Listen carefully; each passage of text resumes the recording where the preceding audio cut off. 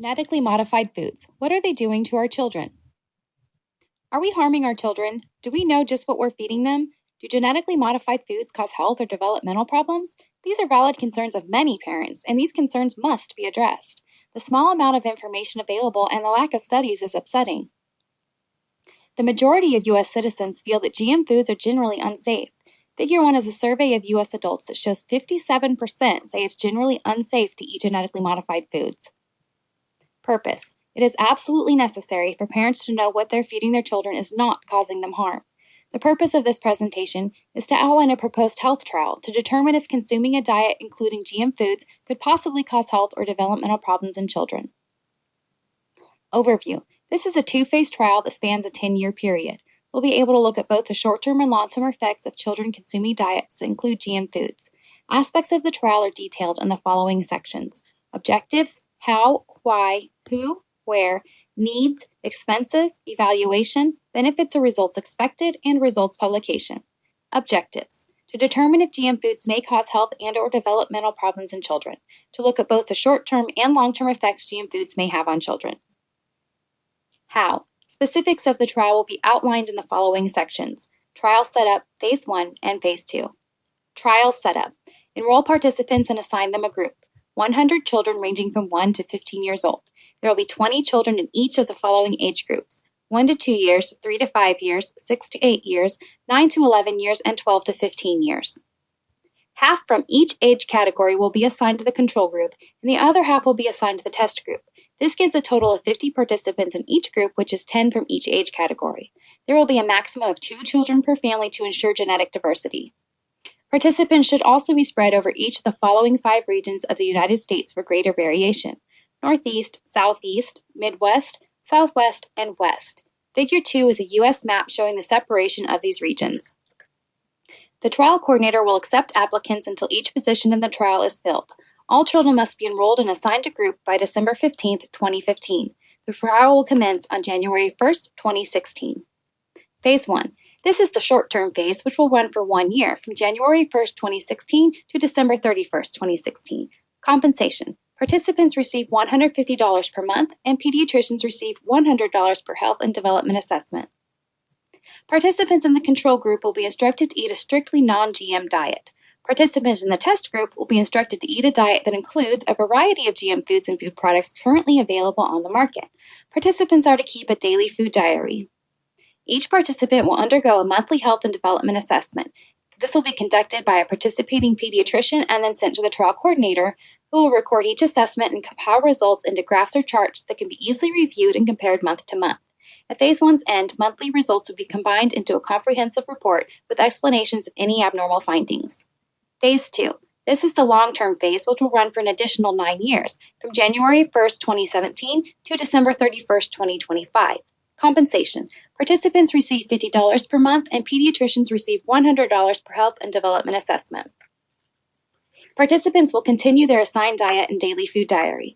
Annual health and development assessment will be conducted by a participating pediatrician and is sent to the trial coordinator, who will record and compile the results in the same manner as Phase 1.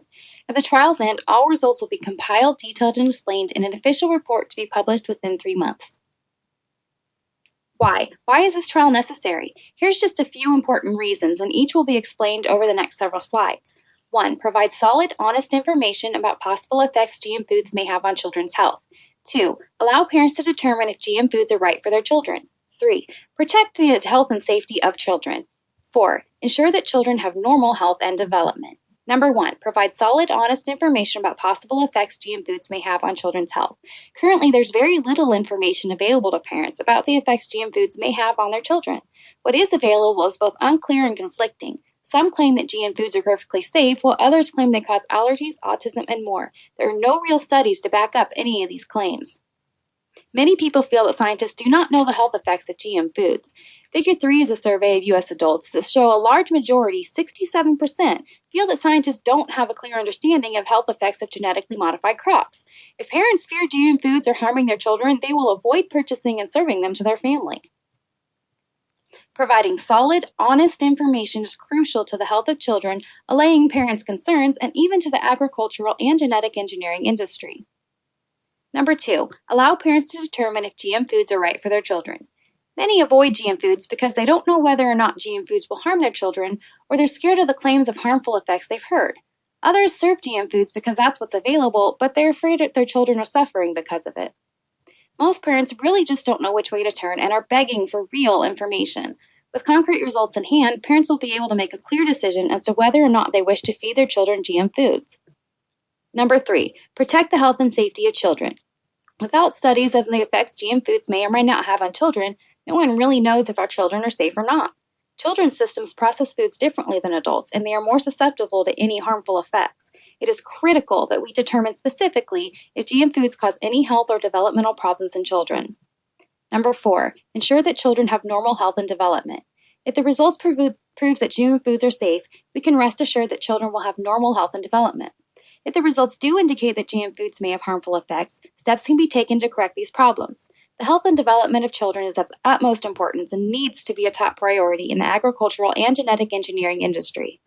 Who? Trial participants. 100 children from across the United States, ranging in age from 1 to 15 years as detailed in Phase 1. Parents of participants will be responsible for providing the correct diet, helping the child keep a daily food diary, and taking their child to the participating pediatrician for the health and development assessments. Participating pediatricians will conduct health and development assessments and send them to the trial coordinator. The trial coordinator will enroll the participants and assign them a group, send each participant's parent's guardian detailed trial information and instructions, collect health and development assessments, record and organize the results, and keep in contact with participants and parents. Where? Participants will be from all regions of the United States, so this will encompass the entire country. The trial coordinator will be stationed in their local office, and this is where health and development assessments will be sent. Needs: 100 participants as described in Phase 1, participating pediatricians local to participants, and a trial coordinator. Expenses: participant compensation will be a total of $720,000. In Phase 1 is $150 per participant per month for 1 year, which is $180,000. Phase 2 is $50 per participant per month for 9 years, which is $540,000. Pediatrician compensation is a total of $210,000. In Phase 1 is $100 per monthly assessment for 1 year, which is $120,000. And Phase 2 is $100 per annual assessment for 9 years, which is $90,000. The trial coordinator will receive a total of $57,000. In Phase 1, they will be paid $1,000 a month for 1 year, which is $12,000. And in Phase 2, they will be paid $5,000 a year for 9 years, which is $45,000. Evaluation: results will be assessed to determine if GM foods may possibly cause any health or developmental problems in children. Regular health assessments will be combined in charts and/or graphs so they can be easily read and compared over time. Figure 4 shows a graph created from hypothetical results to give an idea of what a compilation might look like. Limitations of the trial: participants may not always follow the prescribed diet, inconsistency of the various pediatricians' evaluations, participants changing their diet over the duration of the trial, participants dropping out of the trial over the years, and health or developmental problems caused by other sources. Overcoming limitations: the trial coordinator should do their best to ensure these limitations are overcome. Regular contact with participants and their parent guardian is important. Clear and easy to follow health and development assessments will reduce inconsistencies. Compensation to participants should work as incentive to continue following their prescribed diet and to continue participation in the trial. Any abnormal findings should be explained by the pediatrician on the assessment form, clearly indicating if a problem is attributed to another source. Benefits or results expected: results will benefit both children and parents. It will give a good idea as to whether or not GM foods negatively affect children's health or development, and they will give solid information to parents looking for answers. If the trial proves GM foods safe, this will alleviate many concerns parents have, and they'll be more willing to purchase and feed their children GM foods. If results indicate negative health or developmental effects, this will give the agricultural industry reason to perform further testing and to look more closely at genetic modification in an effort to improve the process and the products. Results publication: within 3 months of the trial's end, official results will be released publicly. They will be published on FDA and FDA Center for Food Safety and Nutrition websites. They will be sent as information sheets to pediatricians, which could be handed out to parents. And they could be published in parenting magazines and on social media venues. The goal is to reach as many parents as possible. I'd like to thank you for your time and for your consideration of this proposal.